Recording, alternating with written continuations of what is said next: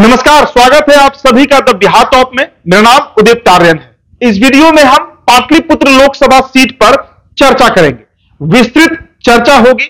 चर्चा इस बात को लेकर होगी कि लालू प्रसाद यादव की जो सबसे बड़ी बेटी है, सबसे चहेती बेटी है मीसा भारती, एक बार फिर से पाटलिपुत्र के रण में उतरने की तैयारी कर रही है। जो खबरें अब तक निकलकर सामने आई हैं उसके मुताबिक लालू प्रसाद यादव ने मीसा भारती को हरी झंडी दे दी है। लेकिन बड़ा सवाल यह है कि क्या मीसा भारती इस बार आरजेडी का जीत सुनिश्चित कर पाएंगी, वो भी तब जब लगातार 2 दफे हार चुकी है। मतलब 2014 का लोकसभा हो या 2019 का लोकसभा चुनाव हो। उसके और पहले चलते हैं, साल 2009 का लोकसभा जरा याद कर लीजिए। ये वही काल था जब मनमोहन सिंह की सरकार रिपीट हुई, दोबारा जीती। लेकिन उस साल 2009 में पाटलिपुत्र लोकसभा से जब परिसीमन के बाद पहली बार यह लोकसभा अस्तित्व में आया, उसके बाद लालू प्रसाद यादव यानी आरजेडी के जो राष्ट्रीय अध्यक्ष हैं, सर्वासर्वी हैं, वे खुद पाटलिपुत्र से चुनाव लड़कर देख चुके हैं। जदयू के प्रत्याशी रंजन यादव जो है वो उनको वहां पर परास्त कर देते हैं।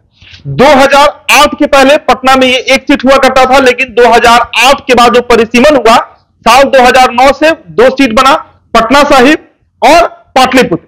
तब से अभी तक ये चौथा इलेक्शन होने जा रहा है। 3 दफे उस सीट पर लालू परिवार ही चुनाव लड़ा है, चाहे वो खुद लालू यादव हो या 2 बार मीसा भारती। लेकिन किस्मत को आपके इसे किस्मत कहिए, बदकिस्मती कहिए या जो कहिए, समीकरण लालू के पक्ष में नहीं बैठ सका और वो लगातार हार का चेहरा देखना पड़ा आरजेडी को। अब एक बार फिर से जो तस्वीरें निकलकर सामने आई, कल भी हमने आपको खबरें बताया कि 3 सीट लालू यादव ने फाइनल कर दिया है। पूर्णिया से पप्पू यादव, बक्सर से सुधाकर सिंह और पाटलिपुत्र से अपनी बड़ी बेटी मीसा भारती को रण में उतारने जा रहे हैं। क्या एक बार फिर से यह परिवार हारेगा? लेकिन उससे पहले थोड़ा हम थोड़ा जातीय समीकरण की अगर बात करें, थोड़ा पाटलिपुत्र के जो क्षेत्र है उसको समझिए। नौबतपुर का इलाका हो, बिहटा का इलाका हो, मनेर का इलाका हो, इस तरीके से कुल 6 विधानसभा सीट जो है वो पड़ता है पाटलिपुत्र लोकसभा में। आज के डेट में अगर पूछे तो 6 विधानसभा में 3 विधानसभा ऐसे हैं जहां पर राजद के विधायक हैं। आप मनेर कहिए भाई वीरेंद्र है, दानापुर कहिए रीतलाल यादव है, या मसौढ़ी कहिए, ये तीनों सीट पर राजद के विधायक हैं। इसके अलावा जो 3 सीट है उसमें एक सीट जो विक्रम है वहां से सिद्धार्थ है, कांग्रेस के विधायक, पालीगंज से संदीप सौरभ है और सीपीएमएल के, और फुलवारी शरीफ से भाकपा का कब्जा है। मतलब 2 सीट वाम के हिस्से में है, 1 सीट कांग्रेस और 3 सीट राजद। मतलब अगर विधायकों के समीकरण से हम समझे तो पाटलिपुत्र आज के डेट में पूरी तरीके से महागठबंधन के पक्ष में है। जिस लोकसभा में 6 विधानसभा सीट हो और 6 के 6 विधायक एक ही गठबंधन से हो तो यह माना जाना चाहिए। लेकिन यह समीकरण कोई पहली बार नहीं बना है। 2019 में भी कुछ इसी तरीके का समीकरण था। एक दानापुर सीट को छोड़ दे जहां से आशा सिन्हा, आशा देवी जो है वो विधायक थे, तो 5 विधायक महागठबंधन के ही थे। लेकिन बावजूद इसके रामकृपाल यादव आराम से जीते। आराम से तो हम नहीं कहेंगे, वोट का अंतर कम रहा, लेकिन जीत उन्होंने सुनिश्चित करा दिया। इस बार समीकरण थोड़ा बदला है। 6 के 6 विधानसभा सीट जो है वो महागठबंधन के पाले में। अब वोटर्स की अगर कुल संख्या की बात करें, जो 2019 के आंकड़े हैं, अभी तक उसी आंकड़ों पर हम बात करेंगे, तो करीब 16.5 लाख वोटर पाटलिपुत्र लोकसभा में मिलते हैं। इसमें अगर सबसे अधिक जिस जाति का वहां पर बाहुबल है, मतलब सबसे अधिक जिनकी संख्या है, मतदाता है, वोटर्स है, वो यादव जाति है, जिसके करीब 5 लाख वोटर है। 3 लाख के आसपास भूमिहार है, दूसरे नंबर पे है। और तीसरे नंबर की बात करें तो जो लड़कू समीकरण को अगर हम जोड़ दें यानी कोयरी और कुर्मी को, तो उनकी आबादी कुल 4 लाख के आसपास है। तो ये 3 ऐसी जातियां हैं जो वहां पर हार और जीत तय करती हैं। पहले नंबर पर यादव जिनकी संख्या 5 लाख है, दूसरे नंबर पर भूमिहार जिनकी संख्या 3 लाख है, और तीसरे नंबर पर कोयरी प्लस कुर्मी 1,40,000 और 1,70,000 जोड़ के 3,10,000 के आसपास चला जाता है। इसके अलावा इस सीट पर दलित वोटर्स भी हैं, कुछ हद तक राजपूत वोटर्स भी हैं और ब्राह्मण वोटर्स भी हैं, लेकिन उनकी संख्या बहुत कम है। अगर क्षेत्र के तरीके से समझे हम तो नौबतपुर हुआ, बिहटा हुआ, पालीगंज हुआ, ये सब भूमिहार बाहुल इलाका माना जाता है।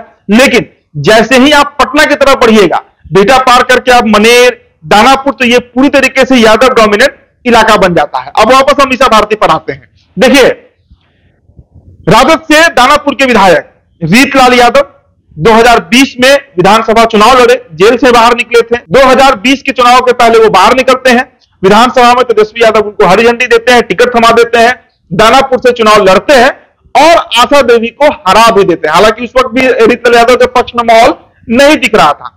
एंटी इनकम्बेंसी छोड़िए, उनकी छवि के चलते लग रहा था कि वो चुनाव नहीं जीत पाएंगे, लेकिन अच्छी खासी मार्जिन से वो चुनाव जीत जाते हैं। अब जो खबरें हम तक आई हैं और लगातार सोशल मीडिया पर जिस तरीके से प्रतिक्रियाएं दी जा रही हैं, या आप हमारे कल के वीडियो के कमेंट बॉक्स में चले जाइए तो आपको समझ में आएगा कि रीतलाल यादव इस बार पाटलिपुत्र लोकसभा से ताल ठोकने की तैयारी में है। रीतलाल चाहते हैं कि लालू यादव उन पर भरोसा करें और सबसे बड़ी बात कि पाटलिपुत्र के अगर समीकरण को समझे तो वो सीट ऐसा है जो शायद लालू परिवार के लिए शुभ भी नहीं है, क्योंकि 3 बार अगर कोई पार्टी या परिवार एक ही सीट से कंटेस्ट करे और लगातार हारते जाए तो इसका क्या मतलब निकाला जाए?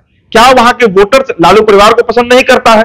यह एक सवाल है। तो रीतलाल यादव जो है वो उस, हालांकि देखिए रीतलाल यादव के अलावा भाई वीरेंद्र जो चौथी बार विधायक बने मनेर से, वो भी चाह रहे हैं कि पाटलिपुत्र सीट से चुनाव लड़े, लेकिन उनका चांसेस बहुत कम है। कारण बीच में जो एक अफवाह उड़ा था कि भाई वीरेंद्र जो है, और उन्होंने बयान भी दिया था इसे लेकर कि हमारी बात कई पार्टियों में हुई है, जदयू की तरफ इशारा कर रहे थे भाई वीरेंद्र की, वहां से उनको उस सीट पर लोकसभा लड़ाने की बात जदयू तैयार है, मतलब जदयू इस बात को मान रही है। उसके बाद थोड़ा उनका छवि भी धूमिल हुआ पार्टी में, लेकिन रीतलाल यादव एक बड़ा चेहरा पाटलिपुत्र लोकसभा में बन सकते हैं।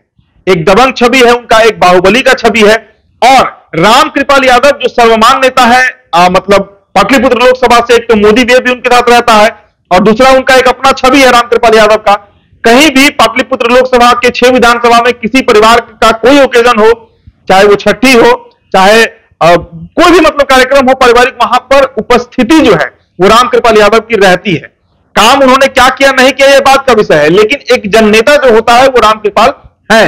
बार बार इस बात को उन्होंने साबित किया है। तो उनके सामने जब तक एक बड़ा चेहरा, एक ऐसा चेहरा जो वहां का लोकल नहीं हो, जो फ्लाइंग कैंडिडेट नहीं हो, जिस तरह मीसा भारती है। मीसा भारती 2 महीने रहती है पाटलिपुत्र में, चुनाव कैंपेन करती है, चुनाव हारती है, फिर दिल्ली चले जाती है, राज्यसभा अपना देखती है, राज्यसभा में जाकर उनको जो बोलना होता है बोलते हैं, और अधिकतर समय वो दिल्ली में ही गुजारती है। दानापुर छोड़िए, मनेर छोड़िए, बिहटा छोड़िए, वो पटना में भी बहुत कम रहती है।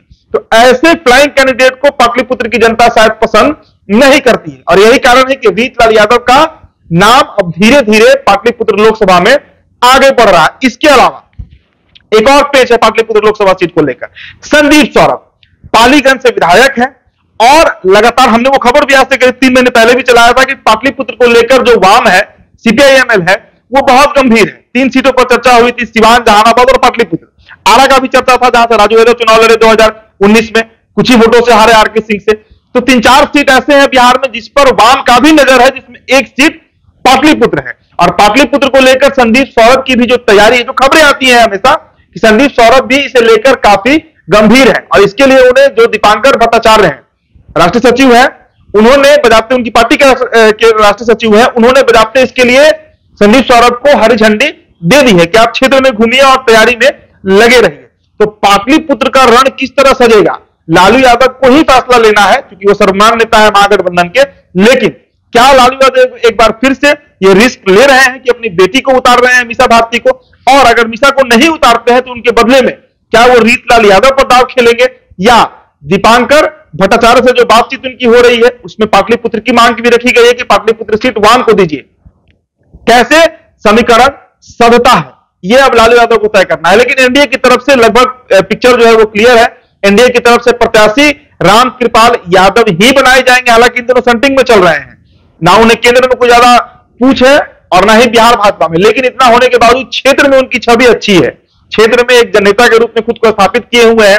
तो ज्यादा चांसेस एनडीए की तरफ से रामकृपाल यादव का है। लेकिन महागठबंधन से कौन होगा, मीसा भारती होंगी कि संदीप सौरभ होंगे, या फिर रीतलाल यादव पर एक बार दांव खेलना लालू यादव पसंद करेंगे। जो समीकरण होगा अगले 10 से 15 दिनों के अंदर में तस्वीर बिल्कुल साफ हो जाएगी।